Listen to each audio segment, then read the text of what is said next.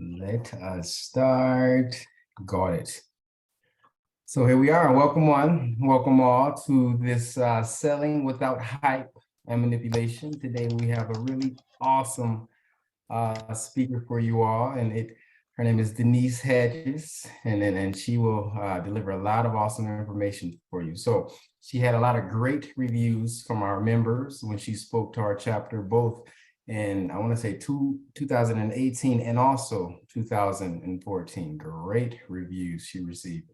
Denise is an international business development coach and speaking coach with over 30 years of experience in sales and marketing. So she will leave us with that 30 years today of information. That's a good thing.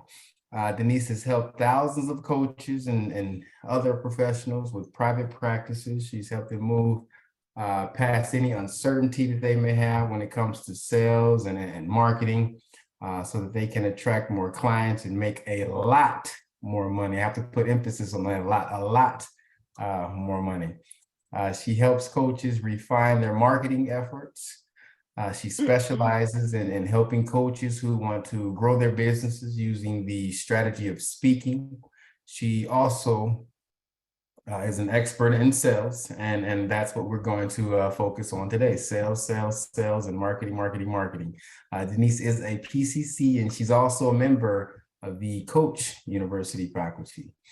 Training and life business coaches is worldwide. So today, Denise is going to teach us how to sell services without any hype or manipulation using the core competencies. This is going to be very interactive, so let's be ready for that.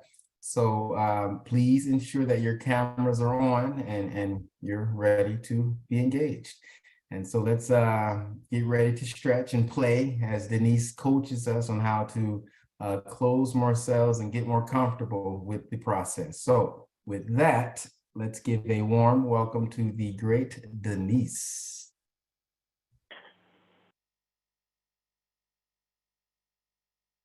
Thank you, Andre. That was great. I promise you, I didn't put the great Denise in my bio. I like his ad lib. Thank you. So I want to start by telling you a story. It's my story, at least a small part of it. And I want to wind back the clock, and it's January of 2003, 20 years ago. And I've just resigned my very well-paid, significant position with the city of Asheville here in North Carolina in order to build my coaching practice full-time. Now, I didn't walk away with a nice government pension. I actually walked away from a nice government pension. And I have a handful of clients, just a handful, paying me a total of $1,000 a month. That's just not going to cut it. And I have a year or less to build a full practice and replace the income and the benefits that I've just walked away from. Part of me is really scared. Part of me thinks this may have been the stupidest thing that I've ever done. But the other part of me just knows that this is my purpose, this is my passion, this is why God put me on this earth. And I have to make it work. I have to, not just for me, but for all the people I'm here to serve. And I struggled at first doing all the things I now see new coaches and new business owners doing, emphasizing the wrong marketing strategies. But then I got strategic. I used my background in sales and marketing, taking what I knew from other industries, and that's when I started speaking. And I started fairly small at first, speaking to groups and organizations within an hour or two of my home. And whenever I spoke, I offered audience members the opportunity to do a complimentary coaching session with me. And several thousand people have done those over the years. And I'd give them the best of myself, the best of my coaching, because that's just what I love to do. And then I learned how to transition from those coaching conversations over to sales conversations in a way that made a real difference. And here's the key. I closed sales because I always did my very best to come from service. So with that strategy in place, speaking to fill the pipeline, to fill the funnel, followed by good, valuable one-on-one complimentary coaching sessions that gave people what they wanted and what they needed, I built a full practice, replacing all my income and those benefits I was so scared of walking away from in just under a year. And since then, I've more than quadrupled my income using the very tools and the strategies we're going to talk about today. Now, I'm not telling you this to impress you. I'm telling you this because I want to inspire you that you can do the very same things no matter where you are in the life cycle of your practice. And that's why I'm here today. I want to show you how you can create more sales by being authentic, genuine, heartfelt, heart-based, and always coming from service. So let's preview what we're going to talk about today. Because success in business is dependent on two very distinct skills. Now, I'm not talking about your coaching skills. That's essential. That's number one, right? You first and foremost, you've got to be a good coach. But success in business depends on two skills, and both of them are essential, and you can't make it with just one and not the other. First, you got to be good at marketing. You got to be good at getting prospective clients in the door. And then you also have to be good with the sales part. And for some coaches, the dreaded sales part. Some of you may even find yourself reacting to that language, and I'm using sales language very specifically because of it. But selling is nothing more than finding a way to have a comfortable, authentic, genuine conversation with a prospective client in a way that serves them, in a way that gives them real value. And here's the key, to do it without attachment. And Andre said it, that's where I focus on in my practice today. I work with people to help refine their marketing efforts so they waste less time, waste less money on marketing strategies that don't work. And I specialize in helping people who want to go out and do talks like these. But then I also help people get more comfortable and confident with the sales part. Because here's the thing, when you come from that place of service, when you come from a deep place of integrity as a coach, you're automatically more attractive to potential clients. So here's specifically what we're going to talk about today. First, we're going to look at what's your sales filter. Everybody has one. What's yours? Because it's going to impact how you hear this conversation today. It's also going to impact those conversations with prospective clients. So we're going to start there. Then I want to give you a quick key to success in sales and marketing. From there, we're going to look at how do you make the ask, when do you make the ask? And then I want to spend a good amount of time talking about how you coach potential clients through any concerns or objections they might have. Not overcome their objections. That's old sales language, but how to coach them through any objections they might have. And I truly want this to be interactive. I'm here to serve you. So please ask me any questions you might have. And we are going to step up. We are going to role play. So I'm going to ask you to participate fully with me today. Okay? Great. So I want you all to unmute yourselves. Unless you have a huge barking dog in the background, unmute yourself for a second. And in a minute, I'm going to say a word. And I want you to tell me the first thing that comes to mind. Don't censor yourself in any way. Just shout out the first thing that comes to mind, okay? And we'll deal with if we're talking over each other. We'll sort through that, okay? First thing that comes to mind, salesperson. Cars. Pushy. What was that? Used cars. Used cars, yes. Willy Pressure. Loman. Somebody Barbara, who what was wants to that? get rid of something. What, Willy Kat, Loman. somebody wants to get rid of something? Yeah, Barbara? Willy Loman. I don't know who that is. The Death Death of a of a salesman. salesman. Okay. Pressure. All right. Pressure. What else? Assumptions. Assumptions. Okay, good. Stephanie. What else? They Annoying. think faster than I do. Say that again, Marlene. I don't know if my sound's not good. Annoying. Annoying. And then I heard another voice. They think faster than I do. Thinking on their feet faster than you do, right? Okay. Anybody else? Anything we missed? Pushy. Pushy. Someone, Run.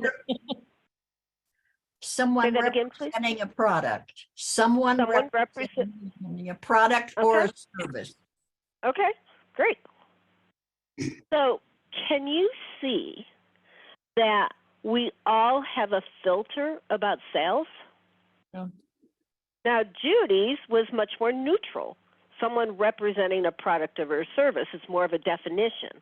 But for many people, it's pushy and used car and snake oil salesman and all kinds of things show up with your filter about sales. And here's the bad news. You got to get over it. You are, if you're going to be successful in coaching, you will need to close the sales. Not in the way you think that those people are doing it, but still, I want to show you how to close the sale by coming from service. I want to show you a whole different way. Because frankly, wouldn't it be easier if you could just show up at your office every day and there'd be all kinds of people lined up throughout the day, right? And you could just do your coaching, you could just do the things you love to do, and you wouldn't have to worry about being pushy or manipulative. You wouldn't have to worry about convincing somebody to do something. You wouldn't have to worry about what people think of you. But today, I want to begin the process of transforming your attitudes towards sales, knowing that many people have more stuff around sales than we can typically transform in just this time. But I want to make the first steps, okay? So I want to give you a whole new way of thinking about sales. Selling is nothing more than an exchange of value for value. It's an exchange of value for value. You have something that they want, the results, the benefits, the outcomes from coaching, and they have something that you want, money, in exchange for those services. That's all it is. It's not all that other stuff. And sales can be an absolutely equitable method of exchange. It can be fair, and it can be based in responsibility and integrity. And it's never integrous to try to convince someone to do something. So that's where we're going to start today, with that idea of we're not manipulating, we're not convincing, we're not being smarmy or pushy. And like many coaches are so afraid of being those things that they actually are not assertive enough. They don't use the core competencies. They don't communicate directly. They don't ask powerful questions when those questions show up. And so whether or not you're getting pushy, or like many coaches, you're a little bit too timid, what happens is they don't get the real you. And what I tell people is what they get is a version of you that's just a little weird, just a little off. They can't put their finger on it, but it seems off. So let's see what we can do to transform some of those filters today. So I want to ask you another question. What's the purpose of all of your marketing? What's the purpose?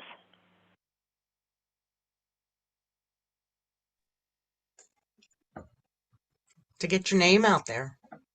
To get your name out there, yeah. To get Anybody else? to get customers. To get customers or clients, right? To make a difference to others. Yeah. So I actually tricked Melanie, and she fell. Marlene, I'm sorry, and she fell right into my trick. Thank you very much. Okay. The purpose of all of your marketing is not to get new clients or customers. This woman says she's a business coach, and she says the purpose of all of my marketing. No, I'm listening. Okay. The purpose of all of your marketing is to generate further conversations, to generate a complimentary coaching session or a complimentary consultation, depending on who's your target market. Because as I said, when you're trying to get a client, you can't help yourself. You're either going to get a little pushy, maybe you're going to try too hard because you really want that client, you really need that client, or you're going to get too timid. But instead, when the purpose of all of your marketing is to generate a complimentary coaching session or consultation, then the pressure comes off of you, the pressure comes off of them. And in that complimentary session, you can listen to somebody, you can reflect back what you hear, you can coach them for a bit and show them how your coaching can impact what they're dealing with. And in other words, in that complimentary session, excuse me, your purpose is to serve them. And can't you see when it's all about service and it's not about getting a client, everything just becomes so much easier. Be patting nodding their head. Yeah. Good. So I want to pause here. Any questions so far? We good? So I want to talk to you about how to make the ask, when to make the ask. Okay? And notice if you even react to words like make the ask. Okay? Just notice internally. So obviously, the best time to make the ask is within that complimentary consultation. I want to show you the format that I've developed over the years for a complimentary session and go over with you because bottom line, I know that it works. It really does work. So when I think about a complimentary session, I divide it in my head into 3 parts. The intro, the first few minutes, where you're developing a little rapport, right, and setting up the tone, the agenda for the call. Then the middle part of the complimentary session where people get to experience some coaching. They really get to see you in action and they get to experience coaching so that you're not telling them about the movie, they're actually going to the movie. That makes a big difference. And then the end of the complimentary session, which moves towards the close. And so we're going to look at really the beginning of the complimentary session and the end of the complimentary session because the middle is the coaching part. That's the part you know how to do. Okay? My complimentary sessions tend to be 45 minutes. I know there's some people who say, oh, I don't want to invest more than 20 minutes with somebody. I invest 45 minutes with somebody because I want to see if we're a good match together. That's the whole key. I'm trying to find what I call my peeps. Who are my peeps? Okay? So the beginning of the prior to the complimentary session, so you meet somebody, you offer them the opportunity, whether it's in a networking meeting or a speaking engagement, you've got somebody who's interested in the complimentary session. So prior to that session, you want to send them an email, and it doesn't matter whether you're somebody who likes to be automated or somebody who likes to customize it more yourself, but they get an email confirming the logistics of that complimentary session. When you're going to meet, how you're going to meet, whether it's on Zoom, phone, person, whatever. So all of the logistics, confirm all of that. Okay? And then you're going to give them 3 pieces of homework. And this becomes the body of the complimentary session. Okay? So you include these 3 questions in your email. The first question will be, and all of these questions will be customized to whatever, whether you're a health coach, an executive coach, a business coach, whatever. They have to be customized to your target market. But the first question is something around, what are the top 3 goals or intentions you want to create within a period of time, right? So beginning at the end, since we're in February, I would say, what are your top 3 goals or intentions for 2023? What are the specific business objectives you want to achieve if this is a business, excuse me, a business person? The second question is a 2-part question. And that question is, so why haven't you achieved those already? What are the obstacles? We've got to find out what the obstacles are, because as you can tell, that's probably where you're going to be doing some coaching with them within the comp session. So what are the obstacles? And don't shy away from the second part of this question, which is, what if you never, ever achieve these things? What will that be like for you? You wanted them to get real. How important is it, and what will it be like? And then the third question is some kind of a visioning question. So what will it look like? What will you enjoy when you've reached these goals? Okay? So you give them that homework. You put that in your email, and they don't have to answer them ahead of time. They don't have to send you their answers. It's actually better if they don't. Okay? And you ask them to reflect on those questions for your call together. And then you also put some language in there that says, I have reserved this time just for you. So if for any reason you see that you can't make our scheduled call, please give me a minimum of 24 or 48 hours notice, whatever works for you. I prefer 48 hours. Okay?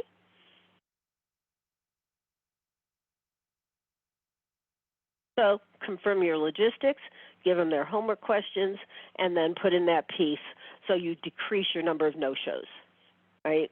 So they're really committing to that time. Okay? Any questions?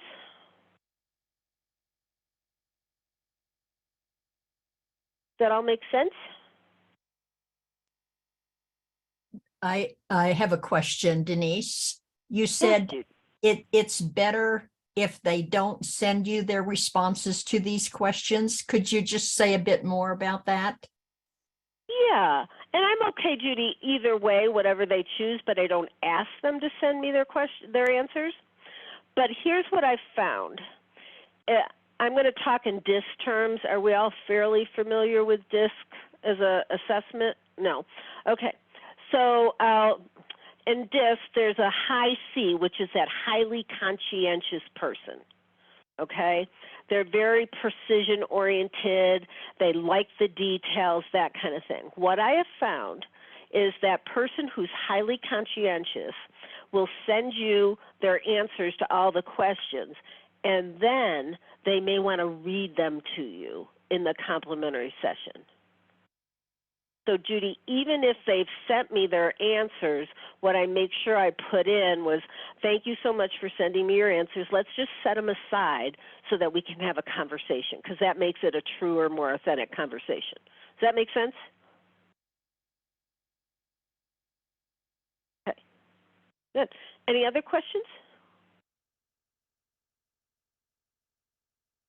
All right. So we're going to talk now about the beginning, those first few minutes of the complimentary session. Somewhere 2 to 3 to 4 minutes, okay? Not too much longer than that, maybe 5. You want to take control of the agenda for that complimentary session. Don't tell ICF I told you that.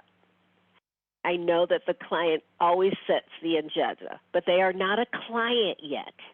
Okay, they have never. Some of them may never have experienced coaching, so you want to walk them through a little bit of what that agenda would look like. It will have them feel more comfortable. It will have them feel safer. And what it will stop against is the person who gets on the phone and just starts chatting with you. This is not a chat. Okay? So you're going to establish rapport in the beginning. You're going to set the tone, the context for the complimentary session.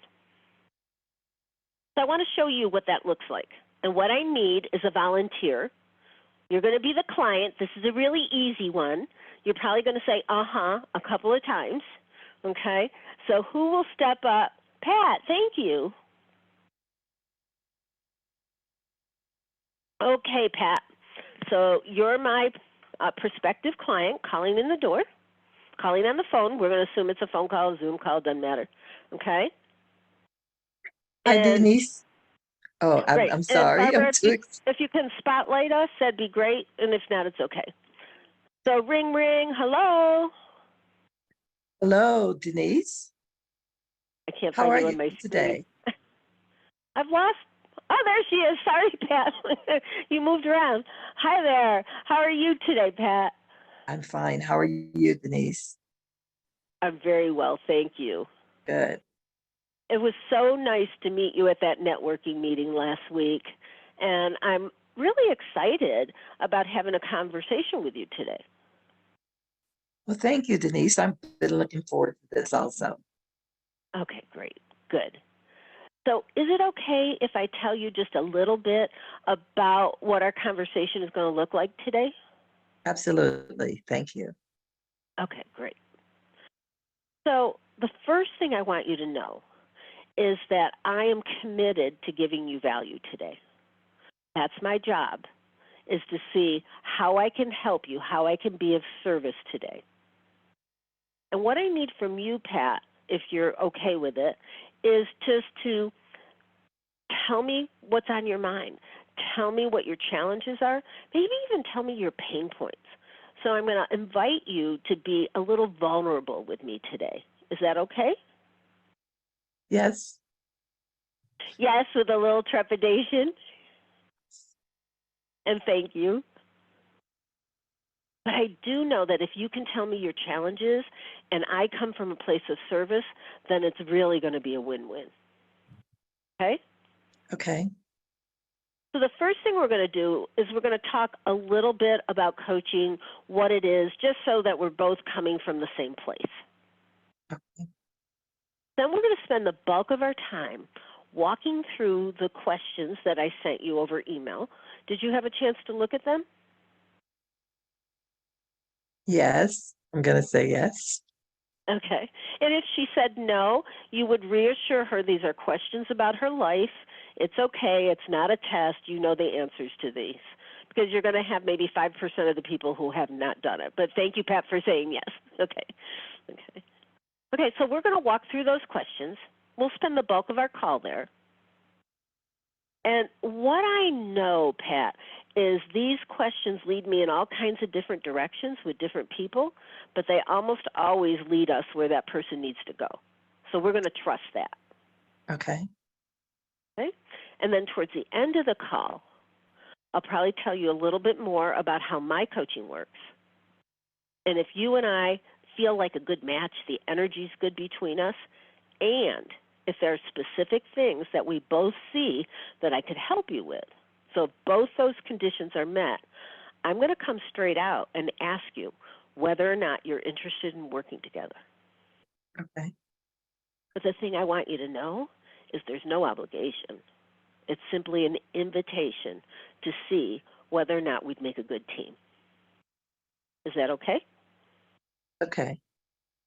Great. Thank you. And the last thing I want to put in is that everything you tell me is absolutely confidential. Thank you for that. You're very welcome. And then I would move into what is her understanding of coaching so we can just get that distinction of coaching. And if she has anything that's collapsed with mentorship or counseling or anything else, we can clear that up. So we're starting on the same page. Okay? So Pat, how is that for you overall? I'm sorry. What was that? What was your reaction to how I laid that out for you? It's kind of like I'm in this setting and I'm trying to pay attention to what you're saying. at the same time, I'm trying to be a good possible. Right, right. So you're listening with two sets of ears, right? Right, exactly. So, but I think it was great. I appreciate that you took your time and explained everything, all the cards on the table, so to speak. And so that took the the pressure off of me to think that you wanted to sell me something. Yep. Yep. I want to let you know that there's no point in this that where I turn into the used car salesman, right? Right. Like, I want to hear from other folks in the group. What was your reaction to that piece when I said towards the end of the call, if we're a good match and if I can help you, right? Hillary, do you have a reaction or a question? Yeah, my reaction was, I mean, hearing that, it really shifted my thinking, because even though I know and say, like in these calls, like it's a chemistry call, we're just going to see how we fit. The pressure always felt like, I need to impress you. I need to be perfectly on my game, right? And this made me, the way you presented it really made me see how this is an opportunity to see our potential partnership or chemistry in action, which feels like it does take a lot of the pressure off to not only have a good coaching conversation, but also then not be afraid to say, what did you think? Because it's not like, what do you think of me? It's, what did you think of us and how we work together? It feels less personal. Mm-hmm.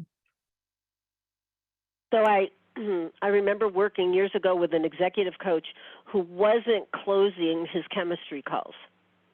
And his chemistry calls were more like the person was interviewing him, and he felt like he had to impress them. And when he changed his chemistry calls to this format, he experienced a huge difference. Okay? Other comments, questions, reactions?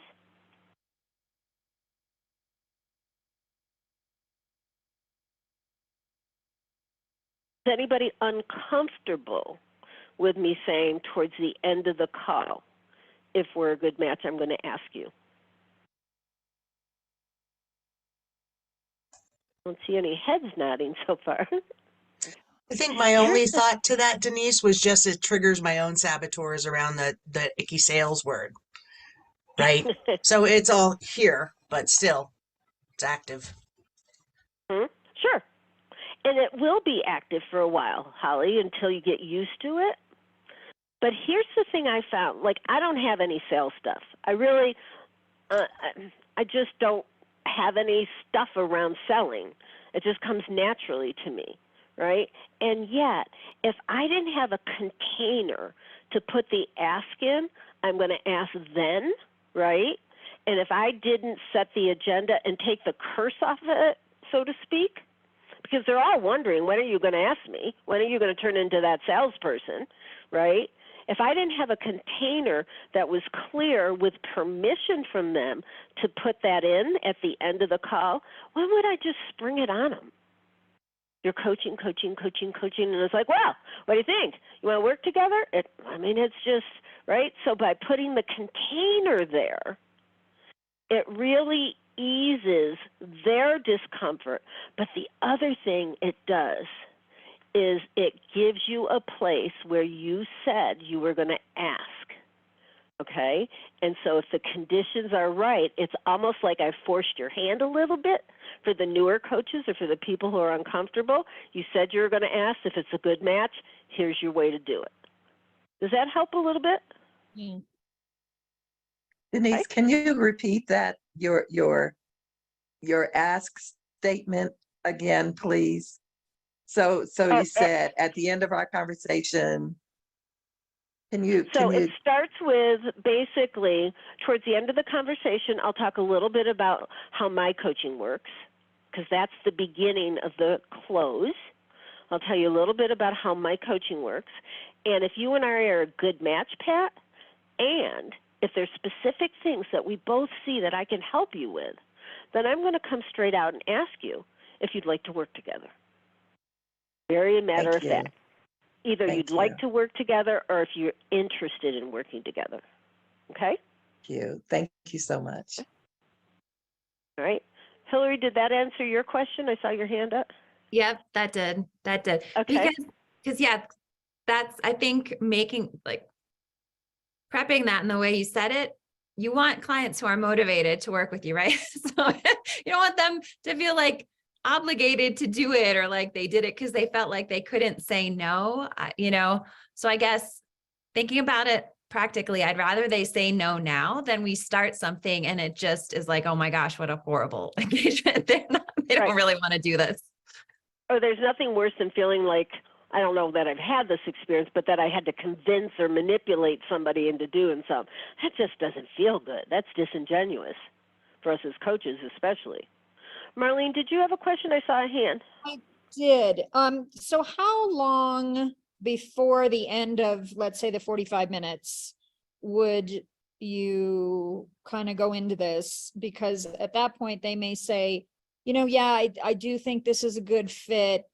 What are your pricing? Do you have, payment plans? Do you have a book program?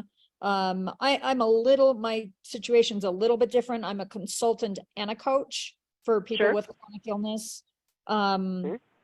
And so there's going to be, some may need more help than others, and there may be different programs and things like that. So I'm still kind of putting that all together. Sure. But how long And would it does you work for it does work for consultants as well as coaches. Okay. Would you give This it even worked for somebody who was a landscape architect. what What are your goals?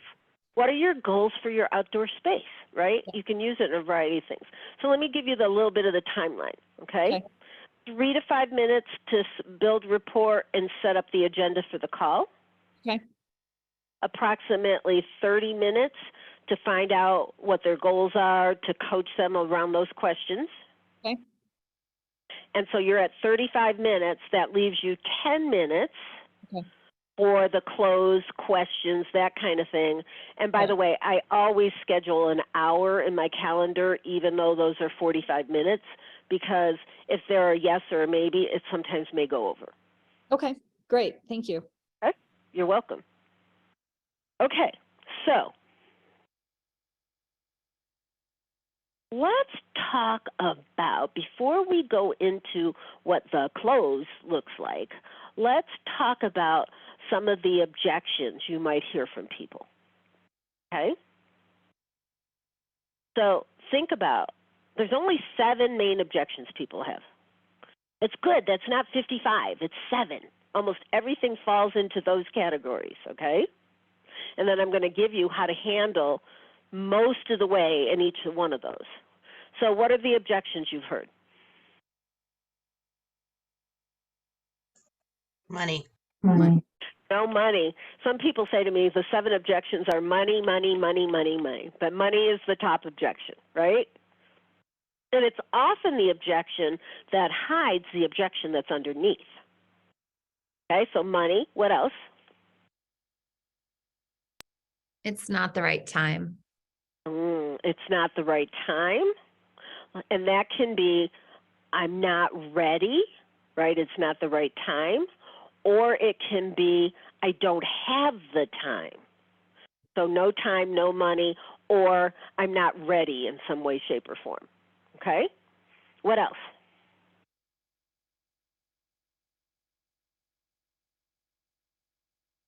Yes. Yes, so I don't know if this is a classical objection, but I've heard once or twice clients say that they had a prior experience with coaching and it didn't really yield any result. So that, Serge, is the most difficult objection of all, and something you really need to work with somebody on, okay? And that one I call unsure of value. It can show up a lot of different ways, but they're unsure of the value of the coaching, okay? All right, okay, sounds good. Makes sense? Good. What else? I need to think about it. I need to think about it. That's a big one, right? I want to check with my husband. my husband, my partner, my boss. I want to check with a third party, and I want to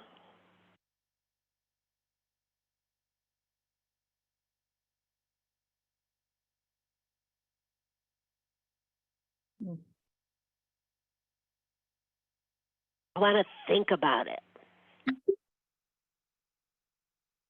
Okay, so we've got money. I want to think about it. No time. Oh, not I want to think about it. I need to consult with a third party. I'm not ready. Here's the one we haven't mentioned. I want to talk with other providers. I want to interview 2 or 3 other coaches, and I'll get back to you.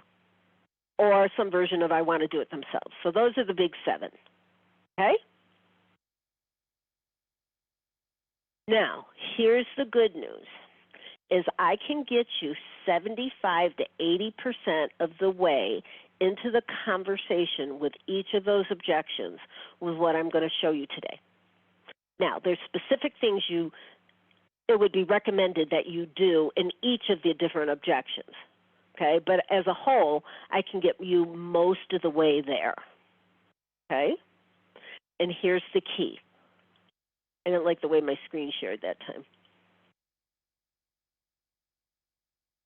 Okay, the first one is ask permission. Don't rush in to coach them around their objection. Don't hang up either, but say, hey, can we talk about that some more? Okay? So some version of asking their permission so that they feel empowered to say yes. So is it okay if we talk about that some more? I've even done, depending, do you want to talk about that some more, or should I just let you go?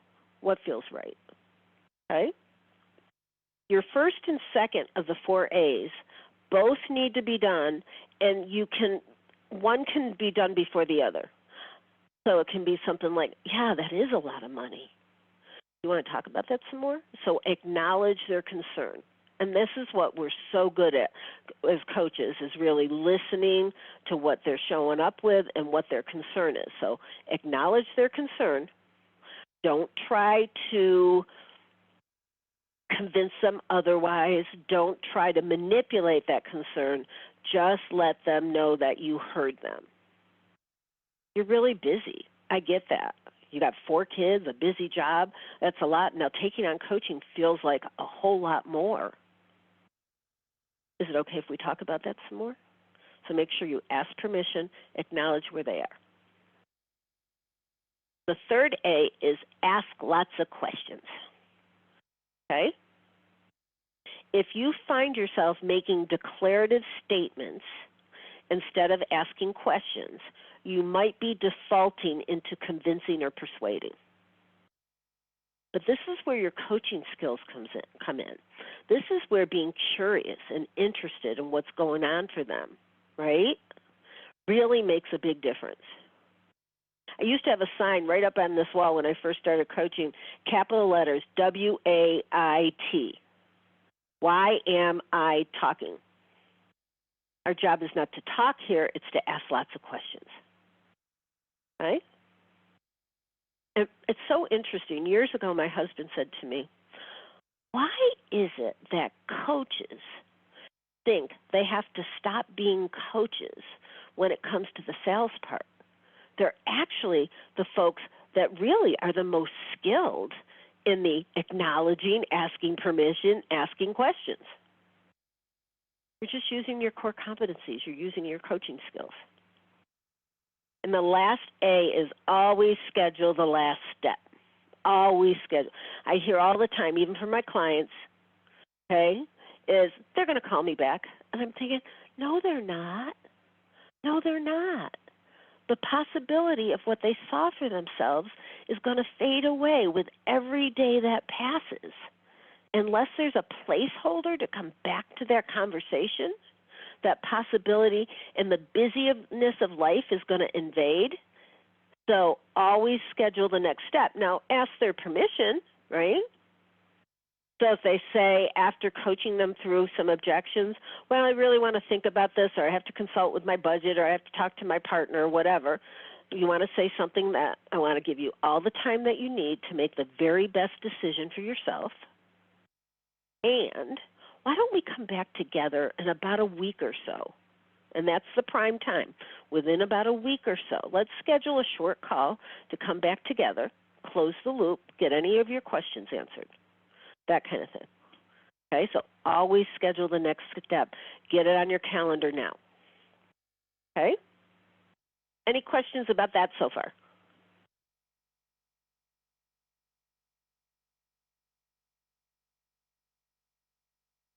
We good?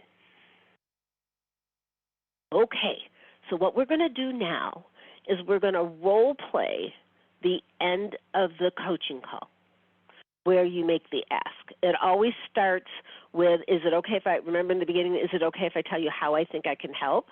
That's your how.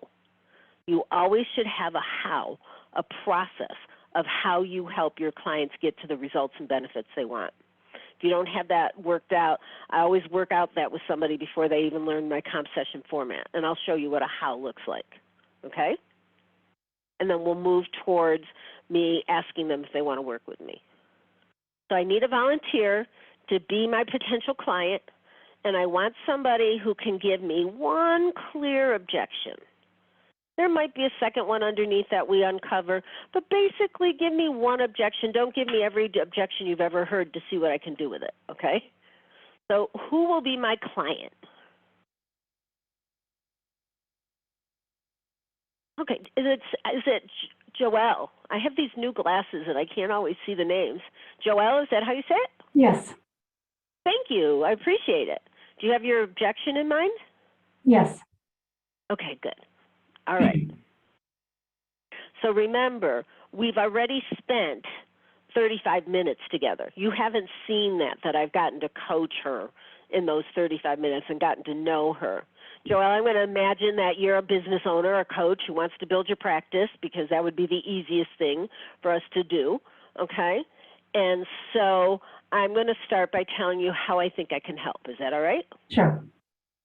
So remember, and I forgot to say this earlier, when you do the 3 questions, it's important to do the goal question first, the obstacle question next, and then the visioning question. Don't reverse the obstacle in the visioning question, okay? If you do that, it doesn't work. I've known that to happen because what you want to do is leave them with the vision of what they want and what that feels like, what that tastes like, what that smells like, right? They're excited about their vision. And now they see you as the conduit to helping them get that vision, okay? All right. So, Joelle, is it okay if I tell you how I think I can help? Oh, that would be great. Great.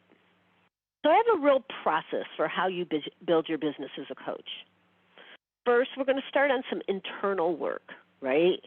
And we're going to look at, is there stuff getting in the way? Are there beliefs? Are you coming from a place of abundance and knowing that you can attract what you want? We just want to see what's going on there. Not only are we going to build your personal foundation, but we're going to build your business foundation a little bit, okay? Mm-hmm. And what I mean by that is we have to be sure that you have a clear target market, that you have a strong, compelling, and concise elevator speech, or what I call a positioning statement, for when people say, so what do you do? Once we have those pieces, then we can dig into the marketing strategies, and we'll look at what marketing strategies really work to build a coaching practice. There's only 3, okay? And we'll choose which one fits your style, your personality. I'll help you to implement those strategies. I'll also help you to set your fees, so you have a tiered system of fees, so you never ever have to cut your prices for somebody. Show you how to do a complimentary session in the best possible way, coach people through any objections they have. So that's basically the process, and of course it's always customized to what you need. How does that sound? That sounds like something I could use, I guess. Okay. All right. So what do you think? Would you like to work with me on this? I'd like to. Yeah, I have some concerns. I mean, I've tried this before and it hasn't really worked out. Yeah. Yeah, so I'm not sure And if I so- really want to invest in this because it hasn't worked out before. So you've tried before. Mm-hmm. You've probably been disappointed Mm-hmm. because it's something you want and it hasn't worked out. And so it's scary to invest more money into something that hasn't worked before. Right. Is it okay if we talk about that a little bit more? Sure, that's fine. Okay. So it hasn't worked out. Not the way you wanted it to, right? Mm-hmm. But yet I get a sense that this is fairly important to you. It's something you really want. But let's look at this on a scale of 1 to 10. 10 means this is your life purpose. This is what you really want to do. 1 is like, oh yeah, it'd be great if I could have it. On a scale of 1 to 10, where are you in your desire to build this coaching practice? I would say at least a 7.5. A 7.5. Mm-hmm. Okay. Right? Tell me more about that. Yeah, it's important to me to be able to reach people and to be able to support them with the skills that I have. And, but I'm dealing with that burned feeling like I've tried so many things. And so the confidence level isn't very high. Yeah. To do it. Yeah.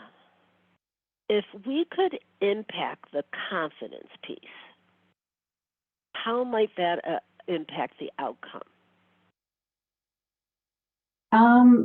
I would think it would impact it quite a bit if I had more confidence, maybe new direction or new ideas or something different to try, not because in my mind it's like the same thing I'd be trying that didn't work before. Right. We wouldn't want to try the same thing because we'd probably be thinking we're going to get the same outcome, right? Right. But if which we could doesn't try lead to a whole lot of confidence. Right. But if we could try some new things, some different things, ones that really resonate with you, that could really impact your confidence. Yes. Especially to see it when they're actually happening, they're actually becoming real. Mm-hmm. Yeah. Yeah. So that really speaks to 2 things I hear. One is the confidence, which is the inner work that I talked about, because you can't be successful in business if you don't believe you'll be successful. Mm-hmm. So that's critical, right? Right. And then the second thing is having an action plan, something different, something out of the box, something you haven't tried before, so you don't have the same expectation that it's not going to work. Right. Okay? So what might that be? What might that something different be? Do you have any idea? No, I'm at a loss. That's why I need help. And I would actually really go here. It might go a little longer today than usual, but here's where I would go with her. So tell me a little bit of what you tried in the past. Well, let's see. A lot of the steps that we've talked about here, about how to go about having conversations. And one thing I do know is part of it is I just need to practice, and I haven't really practiced a whole lot. So I know a lot of this. It's just I actually haven't been able to implement it. So there's that missing gap. You know it up here, right? But you haven't embodied those things. Right, exactly. Okay, so if you could embody some of the things you know, how could that make a difference? That would definitely lead to greater confidence. Right. Yeah. Good. So also I'm curious, is it okay if I ask you another question? Sure, sure. What strategies have you tried in the past? What marketing strategies have you tried to bring prospective clients in the door? So networking, finding areas of interest, connecting with people through areas of interest. Mainly those, and a little bit around social media. All right, so a little bit of social media, some networking, and some trying to connect with people. Right. If you had to diagnose what what didn't work exactly. If you could diagnose where you think the problem is it that you're not attracting enough people onto your radar screen, you're not having enough conversations, or is it more that you aren't as effective as you want to be when you do have those conversations, or some of both? It's actually both. It's actually both. Yes. So you have two areas, right? It's like, okay, I'm not getting enough conversations. I'm not talking to enough people, and I'm not closing those conversations Right. when I do have those conversations. Right. Yes. I'm going to step out of the role play for a second. Remember, we've already probably talked about a lot of this in her obstacle conversation. So I would have been able to go back to some of the stuff we talked about in the coaching, right? So I don't want to go too far in the role play because my job is not to convince her she should do this. My job is to explore what's there. Mhm. And if I had the time that I typically would have in a in a complimentary session, and we've already had the 30 minutes of coaching, I would find out a couple of things. Number one, the first thing I'm hearing is social media doesn't work.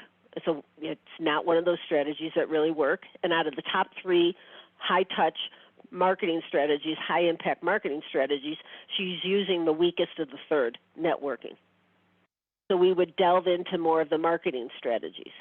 But then I'd also delve into with her, where is it in those conversations that you're feeling stuck? You said you know what to do, but you haven't practiced it, so you can't do it confidently.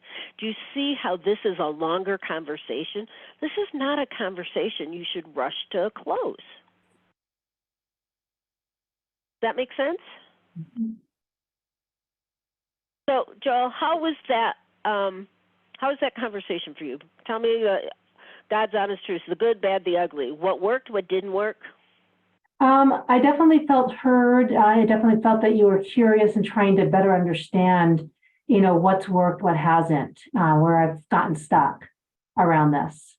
And so just trying to further explore, as you say, what's there, and to just kind of like to bring things to the surface. Yeah. So anything that you were uncomfortable with, or anything that didn't work for you? Not in this. Not in this conversation. Yeah, I mean, you asked something else I said or did? No. I mean, I like that you asked around, how confident I felt, and we explored that, and then, we clarified. You asked me, and we clarified like 2 different aspects. And that was helpful to see that there's, more than just one thing going on there. No, I just felt like you were definitely tracking where I was at, and just willing to help me see what was there and better understand it.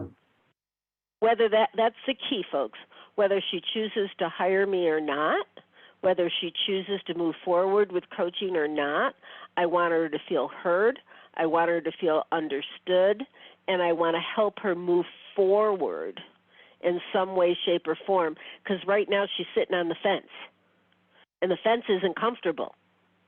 I tell people when you're sitting on the fence, you got to pick it up your butt. It's not comfortable, right? So we want to move her to one side of the fence or the other. Okay? All right, thank you so much for doing that. Okay. That was an unusual one, but you can see the whole key is not to rush her towards a decision. That would be convincing, persuading, overcoming an objection. Well, I have the strategy. I can tell you what to do, and I can, No, that's not what it's about. So what I want to do now, Barbara's going to break you into smaller groups, little breakout groups for 5 minutes. And I want you to discuss a couple of things in that 5 minutes. 1, what was your reaction to that conversation? And 2, did you notice any sales filters showing up. Remember we talked about those filters for sales in the beginning? Like we all have them, right? And it may have triggered something, imposter syndrome, whatever it is for you, right? So what was your reaction to that conversation, and did you have any sales filter triggers that showed up? Okay? Barbara will divide us up, and we'll be back in 5 minutes. All right, here we go. Any questions before I open the rooms? All right. Welcome back, everyone.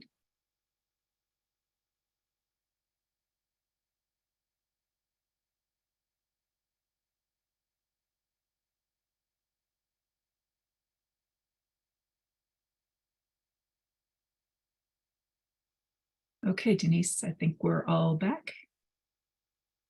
Great. So I want to hear from just a couple of you. What was an insight? Something that you want to share with the group that you learned?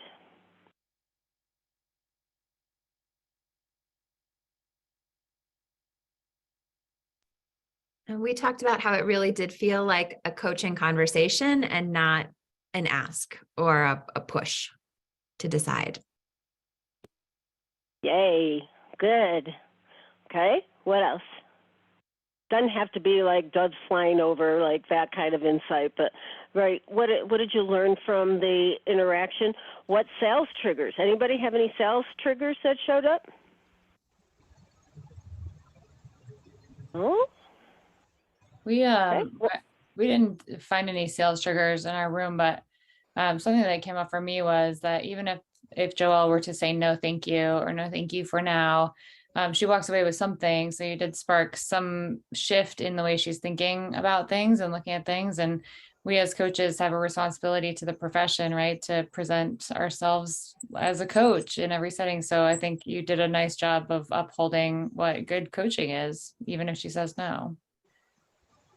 It truly is, even during the sales part, is using the core competencies and always being a coach, right? And she gave me a particular, I want to give you credit, Joelle. You gave me the hardest objection I've had, right? Because this is an objection that would take some time, right? I'm not going to rush that conversation with her. It wouldn't be of service to her. And even if it meant that we needed to come back and help her loosen something up, that's what service is all about, okay? All right, great, thank you. So now what we're going to do is we're going to do another role play. Who's going to be the client with an objection? Who's willing to be the client? I'm happy to go. Sorry, that's Holly. Okay, Holly, you're going. You're going to be the client? Sure. Okay, great. Thank you, Serge, for also volunteering. Who's going to be the coach?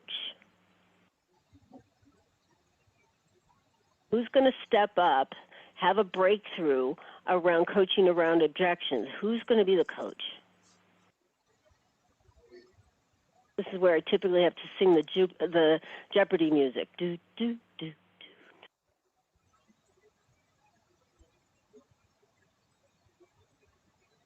Ah, Serge, thank you. And Serge, I'm going to whisper in your ear if I feel like you need a little bit of coaching, you know, like the coach kind of thing. Mm-hmm. Okay, so if you need anything or you have to stop the role play and say, Denise, what do I do now? Let's just play with whatever shows up, okay? Okay. So you don't have to start with how I think I can help because that would just be a lot. So start with somewhere making the ask, okay? Okay. So, Holly, I'm glad to have you today. And given the prior conversation, I'd like to have your take on whether or not, you're interested in us working together. Yeah, I mean, it's very intriguing. I mean, it sounds really good, but to be, you know, completely frank, my biggest concern right now is paying for it. This isn't something my company's going to pick up. Otherwise, we'd already be on our way. Um, so yeah, I think it's more about balancing the budget and laying out the cash that has me a little hesitant. Okay, I think it's perfectly understandable, and everything you said is again fully understandable for somebody with all of us preoccupations on how you allocate your money, balancing your budget, laying out the cash. It's totally normal. So if you were able to balance the budget and laying out the cash and find the financial means to make it happen. Serge, Yes.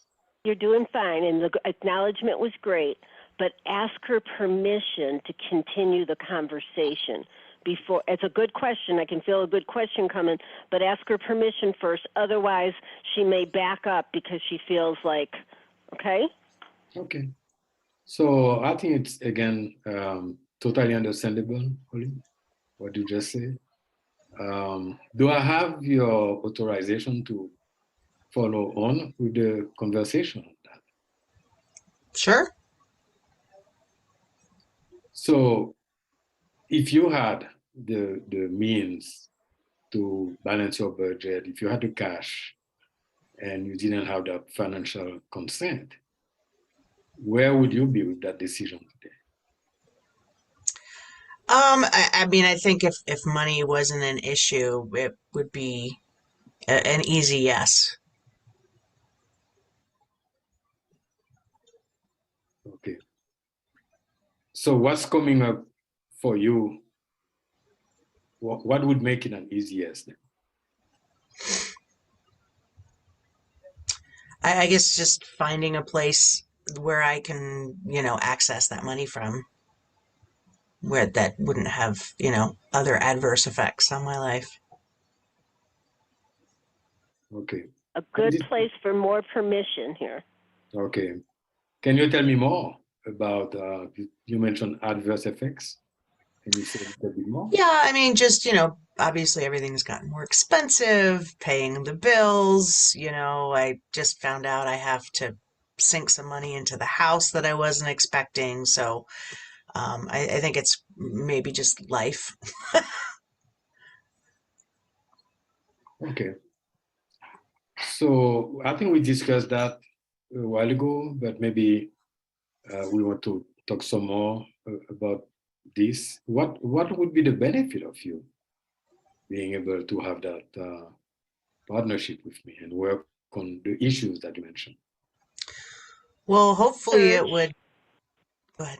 although that's a decent question, there is slightly in the background of the question, you can hear that you're trying to move her towards a little.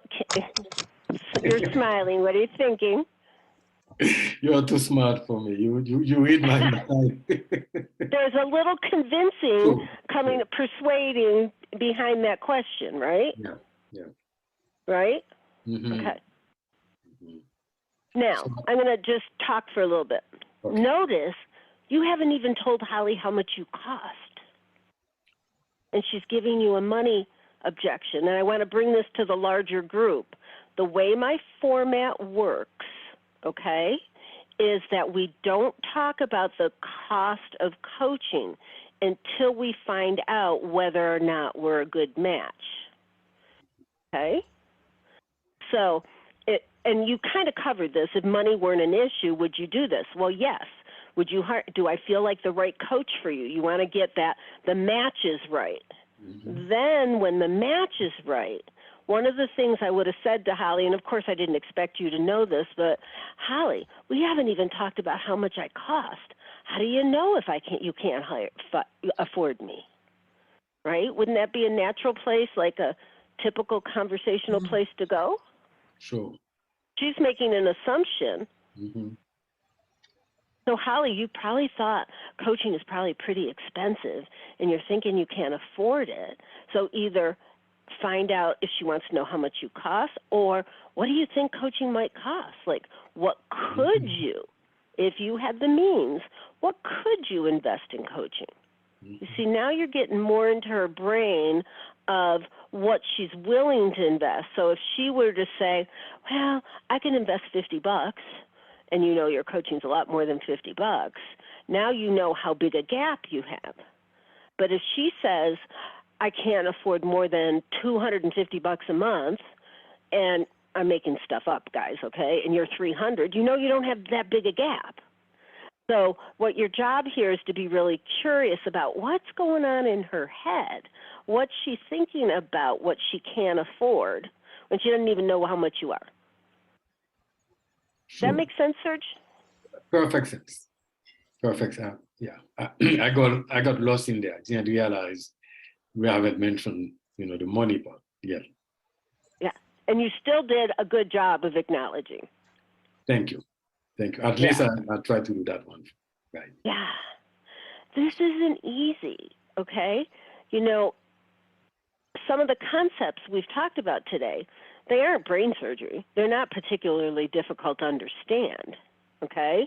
But what I've found is that it takes real practice, absolutely real practice, role-playing, playing with these, seeing what concerns come up, and a whole new way of being in order to master some of the skills that we're talking about today.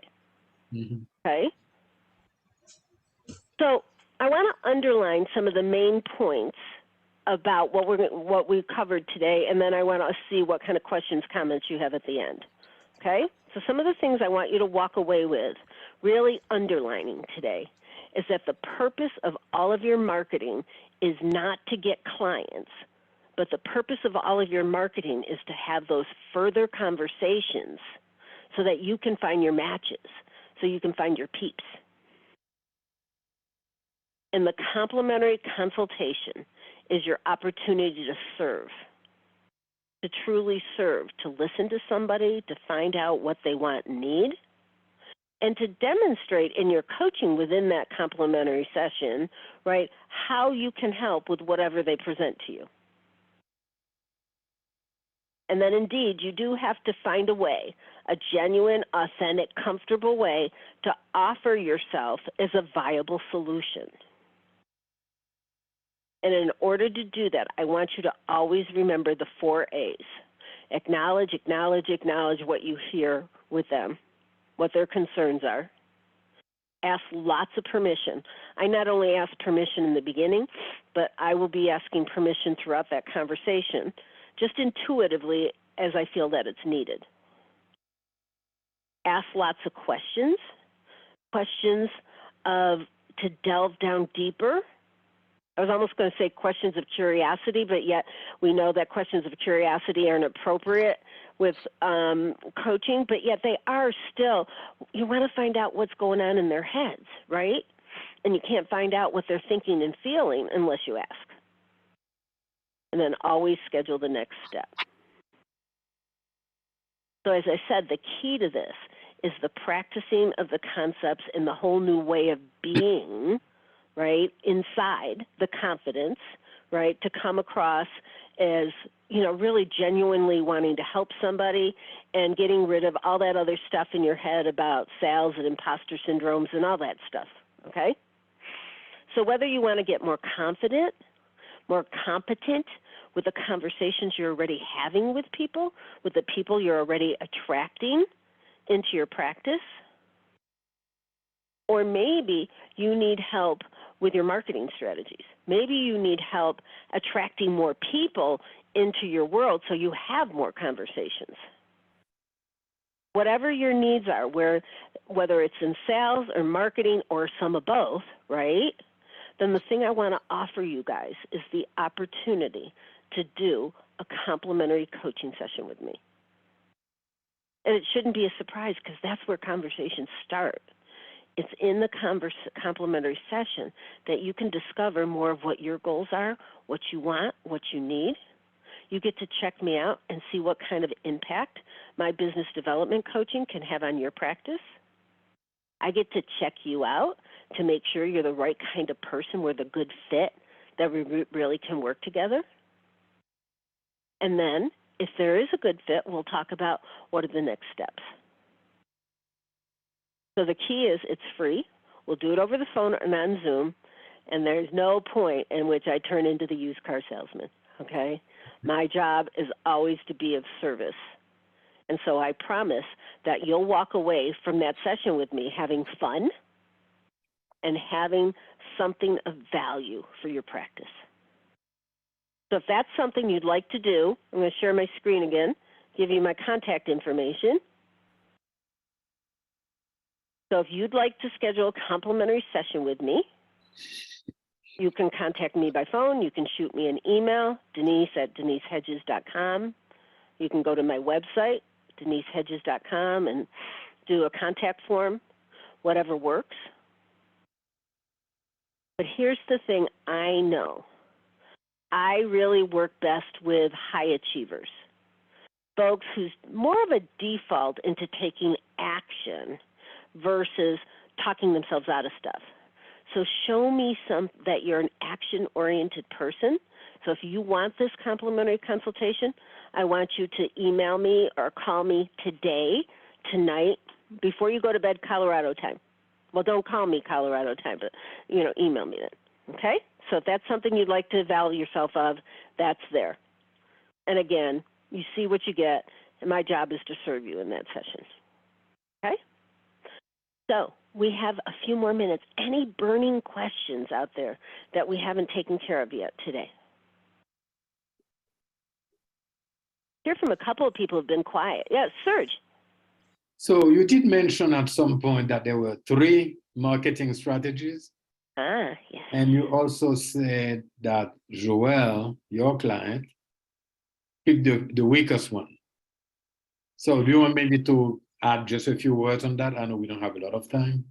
Yeah, but I can give it to you in a nutshell. And if you go on my website and you go to the business coaching page, you'll also see me talking about it in a video. Okay. But here are the top 3 strategies that work to build a practice, a service-based business like coaching.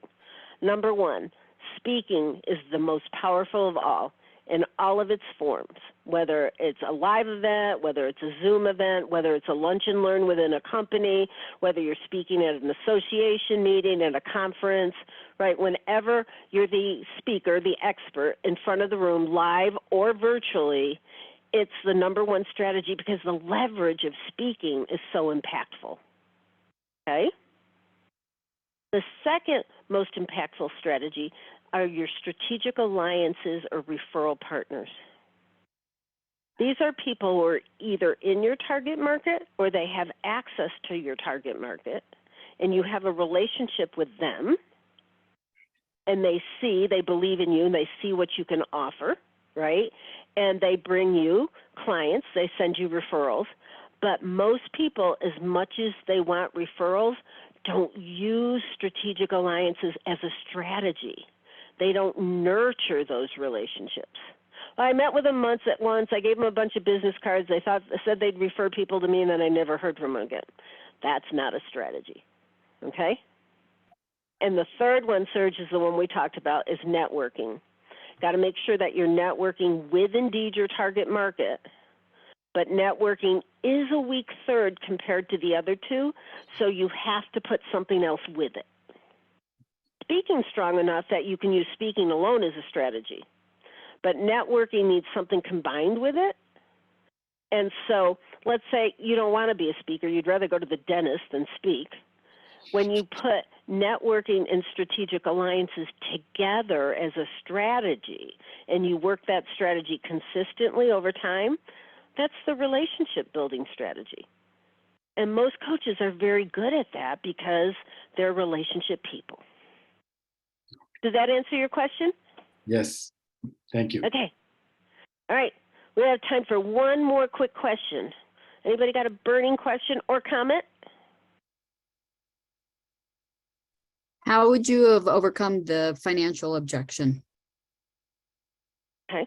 So first of all, I wouldn't have overcome it. Okay. Okay. How would Dealt I with coach it. through it? Right. And basically she was telling me she didn't have the resources to do coaching. So the first thing I would do is, first of all, if you did have the resources, do I feel like the right person who can help you? Because if I'm not the right person, there's no point in having the further conversation, right? Then make sure that the match is there. Then, while I'm acknowledging and ask permission, I would be finding out more details, right, about what her concern is. And I would go either one of two ways, Lori. I would ask her, you know, the things I said earlier, we haven't talked about what I cost. Do you even want to know what I cost before you tell me you can't afford me? Right? Or I would go to, what could you invest in coaching? Because the important thing about the money objection is figuring out that gap. How big is the gap between what they can invest and where your prices are? And if the gap is too wide, if somebody can't pay the mortgage, it's not an integrity to have them be spending money on coaching, right? So you got to find out where the gap is. And if the gap is fairly small, then you can talk with them about how might you close the gap if you chose to. That's my quick answer. Does that help? Okay, great. Good. Okay, Barbara. All right. Thank you, Denise. So good to have you with us today. And thank you everyone for coming and participating.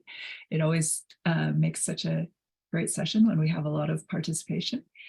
And check out the upcoming business building webinars. We have March 15th, the Coach's Roadmap to Rapid Growth with Krista Martin. And I hope to see you all there. And thanks again, Denise. Thank you for giving me the opportunity to do what I love best. I mean, I love coaching, I love speaking, and to me, this is just fun. I love having these conversations. So thank you for your level of engagement. Thank you very much, Denise. That was very nice. Thank you, Denise. It was awesome.